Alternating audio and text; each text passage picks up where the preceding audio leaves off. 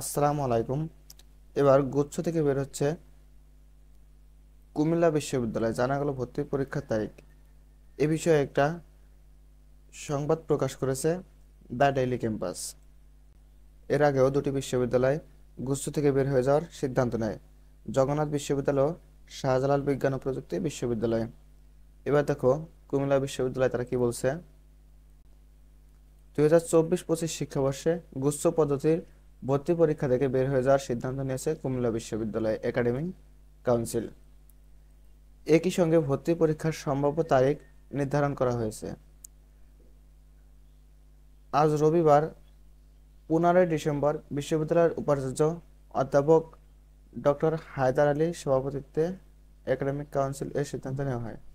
বিশ্ববিদ্যালয়ের একাডেমিক কাউন্সিলরের একাধিক সদস্যের সূত্রে জানা গেছে, আগামী বছরের এপ্রিলের 17, 18 ও 25 তারিখ ভর্তি পরীক্ষার সম্ভাব্য তারিখ ধরা হয়েছে।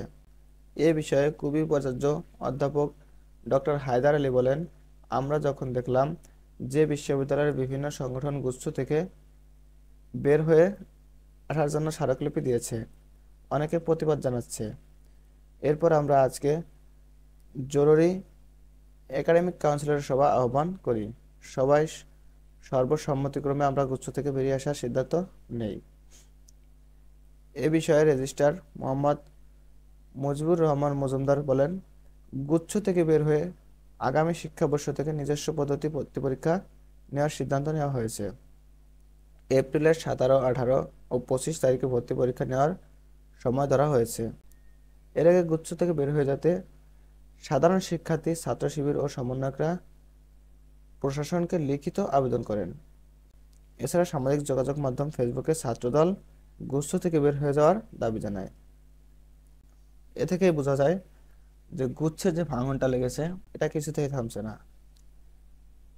জগন্নাথ এবং শাহজালাল বিজ্ঞান ও প্রযুক্তি বিশ্ববিদ্যালয়ের পরে এবার কুমিল্লা বিশ্ববিদ্যালয় গুচ্ছ থেকে বেরিয়ে যাচ্ছে।